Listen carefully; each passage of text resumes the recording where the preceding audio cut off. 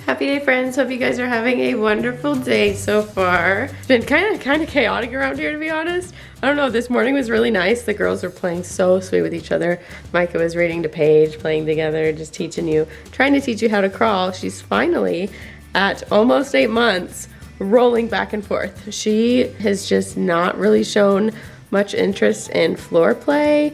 She's been able to roll from her belly to her back for a few months now, but back to belly is another story. She just started recently doing it like this week, consistently. So she's been a lot better at playing on the floor. It's been nice for me to be able to like sit her down and she'll entertain herself for a little bit, or Micah will play with her a little bit more now that she's moving around. So that's been really good for everybody.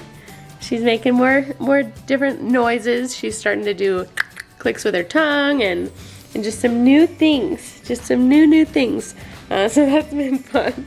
She has been so much happier the past few weeks. It's probably been about 2 weeks now that I've been giving her formula, supplementing with formula. I don't know how deep I want to get into this. I don't know if it's got to be an interesting topic for you guys, because I know a lot of you that watch our vlogs are mothers and are probably going through similar things right now. So I will get into the whole breastfeeding slowly coming to an end and us picking up formula and just that whole transition. She's wiggling the camera all around. I will get into that in a little bit. I want to actually sit down and chat with you guys, because there's a lot that I want to kind of get into, I guess, now that I think about it more. But once you lay down for a nap, then it'll be easier for me to get my thoughts together. Oh yeah, oh yeah. Oh yeah. My brain is one track, you guys. I cannot multitask these days. I don't know if that will ever be back to normal again. I don't know if it's just mom brain that's gonna stick or if it'll eventually get better, but I cannot focus on more than really 1, maybe 2 things at a time. So I'll save that conversation for a minute. Can you say mama yet? She hasn't said mama yet. All these new things, but you haven't said mama yet. Please don't rip my lip off. Oh, I should tell you guys, I know I probably sound a little off. I have my bottom retainer, this one. I have this one in right now. My top teeth are totally done. I've gone through my 15 weeks, they're done. But my bottom teeth have been a little bit more stubborn. The last week I kept in for 2 weeks because they were just not quite getting to the point where I wanted to transition to my next retainer step. So I'm finally on my last week of my aligner, and I can tell that my teeth are being stubborn. My one snaggle tooth, but we're getting there. So I decided to just wear it a little bit more often. I typically only wear them at night, and that has done the trick. But this one is just giving me some problems. But I'm really almost done. I'm so excited. We've talked about these in past vlogs. If you guys are interested in checking them out, I still think it's a great company to work with. The link is in our description. You can get the impression kit for only $25 instead of, I think, like $95, and you'll also get $100 off if you decide to go through with the aligners.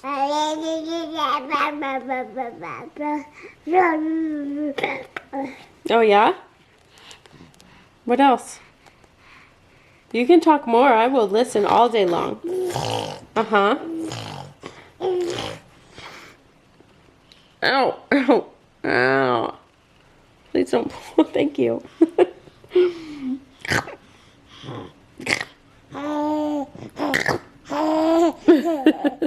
You talk way more than Micah ever did. Micah was never really a babbler. She talks a lot now, but she was never really a babbler. I wonder if you're going to just be a chatty Cathy. Did we name you wrong? Did we name you wrong? What are you doing? You know there's no milk in there right now. All right, we've got Minnie here, and we've got Baby here. Uh-oh, stay up, Minnie. Here, sit like this, Minnie. Is that better? Okay, Baby right here. They are gonna watch you color. You're doing such a great job. Look at those scribbles. You're getting a lot more controlled with your scribbles. That's a great job. It's fun watching her scribbling like progress into like all over the place, into like little faces, and then now she's like learning how to color intentionally, which is really cool. But Paige is sleeping, so I will do my best to explain this whole breastfeeding thing. I'm gonna first explain what happened with Micah, and then I will go on to talk about what happened or what is happening with Paige. And let me preface this, I do think the drop in my milk supply both times is really related to my period coming back and my hormones starting to adjust back to normal. So with Micah, I don't think I got my period until 8, maybe 9 months. I want to say it was like 9 months is when I got my period back. By the time I hit probably 11 and a half months, my milk supply seemed like it was lower. It seemed like Micah was just not as interested. I started feeding her morning and evening only, and she would just do food or cow's milk the rest of the day. And I was totally comfortable with that. I knew that she was still getting what she needed from me, from food, and from the extra dairy, the extra milk. And throughout my breastfeeding journey with Micah, there would be times when I feel like my milk supply was dropping, but every time that would happen, I'd give it a couple days and it would regulate itself again. But with Paige, it's been a little bit different, and I will start back probably in mid-November. All right, I'm changing locations because kids and husbands and everything. So with Paige, I've been experiencing some similarities between when my milk supply dropped with Micah. So Paige is about to be 8 months. I think around 6 months, 5 or 6 months is when I got my period back this time around. I noticed with my first period that my milk supply that week was kind of a little bit off.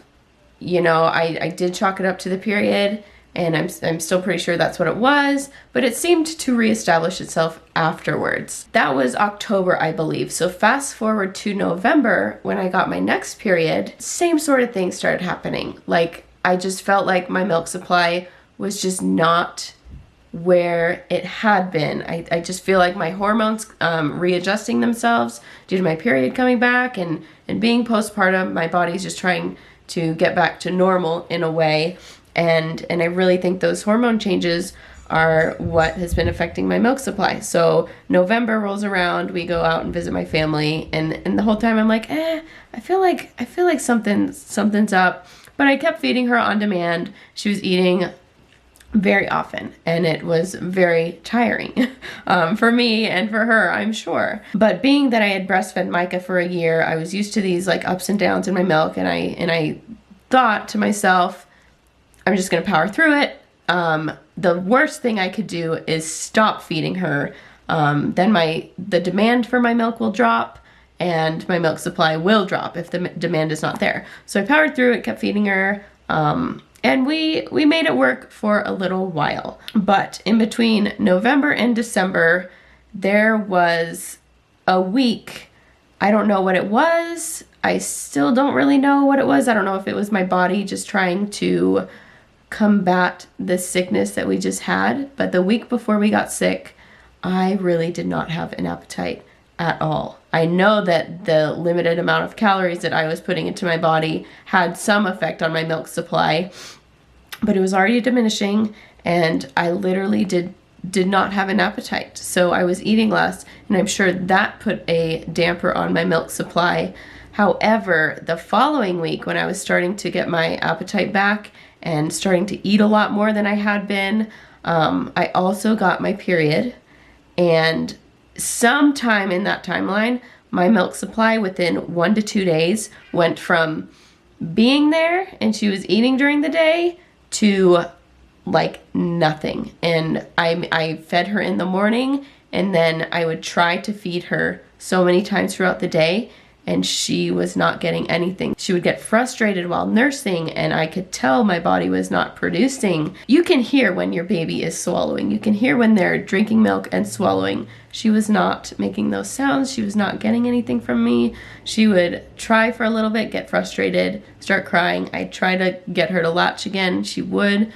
It was not working. For the first 1 or 2 days, I powered through it, kept trying to get her to eat, but would supplement with baby food, mixed in with a lot of my frozen breast milk. I knew she was hungry, but I did not want to switch to formula quite yet because I thought that my body at 7 months would have an established milk supply, and that as long as I kept trying to feed her, my body would catch up, because at that point she was not taking a bottle. That was the first thing I tried, was giving her breast milk in a bottle, and she wasn't taking it. So next best thing for us was giving her food and breast milk mixed in. Like, it was like really liquidy oatmeal is what it was, or rice, or whatever it was mixed with. After a couple days of that, it was clear that, at least I felt, my body was not going to bounce back soon, if at all. So I made the decision to keep pushing the bottle. I knew eventually she would take it.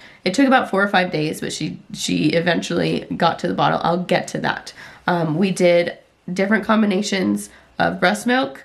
I did not know if it was my breast milk that she did not like, because it had been frozen for a while. I don't know if it tasted funny to her. And then very specifically, I remember one night I decided to not try to feed her myself. I went straight to the bottle, and she downed 6 ounces of formula with a little bit of prune juice. And that was like my aha moment. I was so relieved that she finally drank a significant amount. I felt like my prayers and all this like turmoil in my head had been answered, and it was just like, okay, that's it. I am switching her to being bottle fed. And after she downed those 6 ounces, she was happy as can be, happy as a clam. She sat on the floor, giggling, smiling. I could walk away, she wouldn't get mad. I could come into the room, she wouldn't get mad. She was happy, she was content, she felt satisfied, she was full. And so that's really what did it for me. That's really what made me make the decision to focus on formula rather than on breastfeeding. It was really hard not being able to fulfill her, you know what I mean? Fulfill my baby's needs to eat. So when she started taking a bottle, that was really relieving. It definitely took a lot of stress off of all of us. It was about a 2-week transition period from feeding her from me during the day to getting her completely to formula during the day. It was tough. I'm sure it was tough for Paige, but it was really tough for me. Mentally, it was the toughest. Paige did not like that she couldn't nurse on me during the day. She did not like it.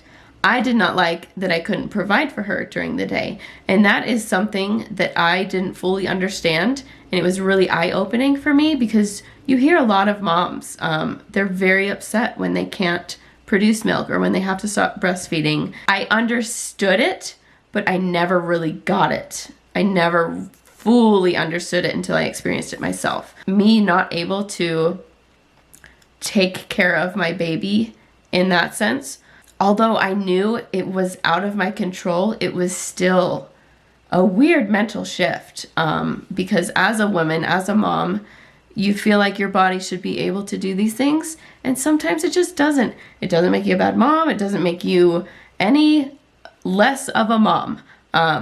But that mental game that you play with yourself is really weird, and I never fully got it until I experienced it myself. But during that time, Paige, like I said, was frustrated that she couldn't eat from me. And even though she was taking a bottle at times, anytime she saw me, she just wanted to nurse. And anytime I tried to nurse her, she would get frustrated and cry. So when she saw me, she'd start crying. When she'd try to nurse for me, she'd start crying. When I finally took her off and gave up because my body wasn't producing, she would cry. So literally she would cry when she saw me, when she'd try to eat from me, when I walked away. Like, she would just cry, cry, cry. And then she'd be okay if I was out of sight, out of mind. But the second she saw me again, she'd start crying and fussing and whining. So that was really hard mentally. And then Austin brought up the point, like, you know, I'm really sorry you're going through this, but I kind of get it. Like, I understand what you're going through. That's kind of how he felt.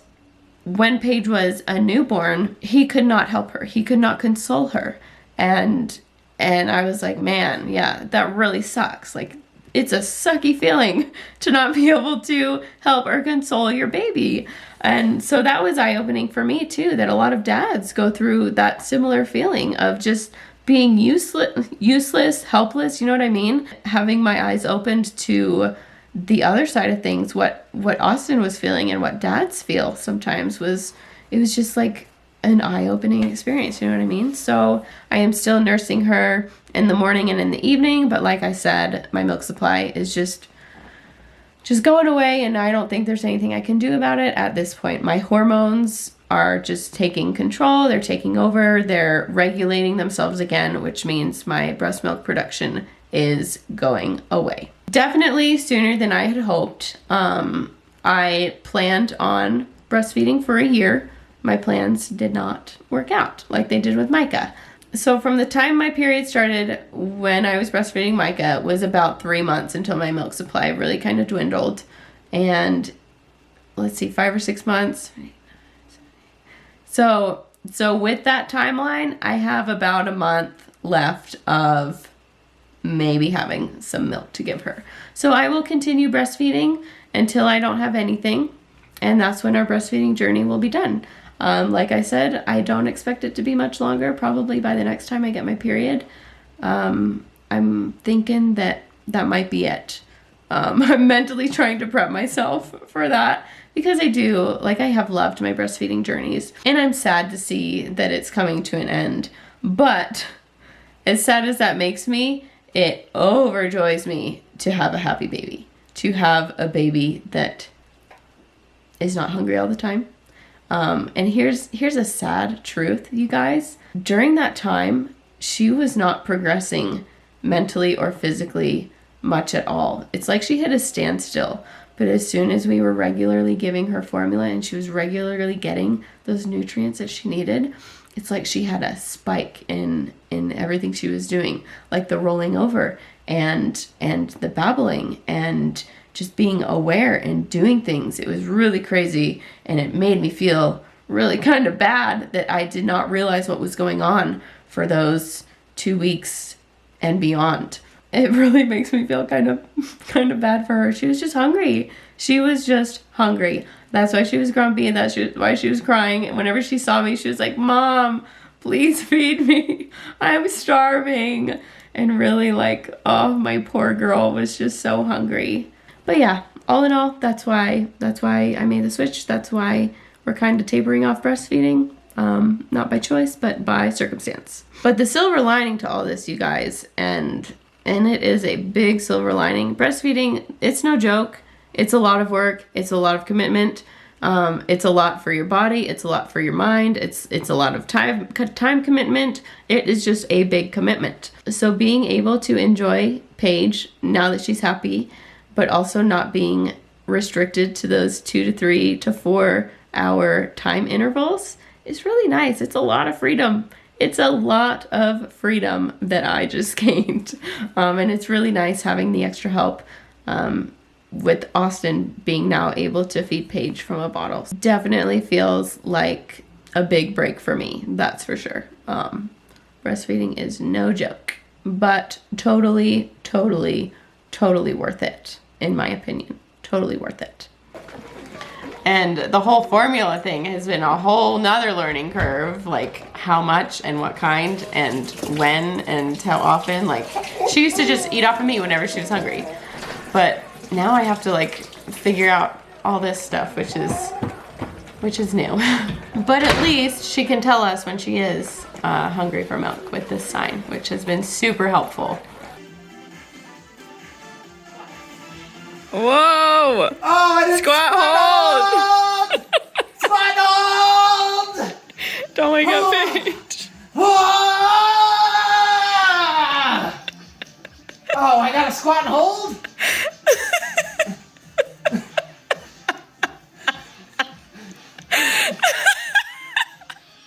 Left foot in, you put your left foot out. Put your left foot in and you shake it all about. You do the hokey pokey and you turn yourself around. That's what it's all about. You put your right foot in. Left foot? Okay, left foot in, you put your left foot out. Put your left foot in and you shake it all about. You do the hokey pokey and you turn yourself around. That's what it's all about. Woohoo! My turn. Okay, so we got this new fitness game for our Nintendo Switch, and we were trying to get Micah to play it earlier, and I was like, yeah, she's too little for it. But it turns out it's a really good hokey pokey ring. So Micah can use it after all. I'm legit pretty sore from it. Not gonna lie. It was pretty intense. I mean, we haven't been gym regulars for a long time now, but I feel like Austin and I are pretty healthy people. And this legit, like... It wrecked us. It pretty much wrecked me. Micah is in need of some one-on-one time, just some cuddle time tonight, so we are sitting down to watch a movie. And we decided to watch Shrek. I don't fully remember. I think it's gonna be fine for Micah to watch. I don't think it'll be like, I don't remember it being scary or anything. But you guys, this movie is 20 years old. I remember going and seeing this movie and it was like, this is like a big deal movie, but it's 20 years old. I can't even believe that. That's crazy. But we're just gonna spend the night as a family, watch movies. Movie nights on a Friday night, they just sound really good. But we hope you guys enjoyed the vlog. Hope you guys have a wonderful week ahead of you, and we will see you next time. Bye.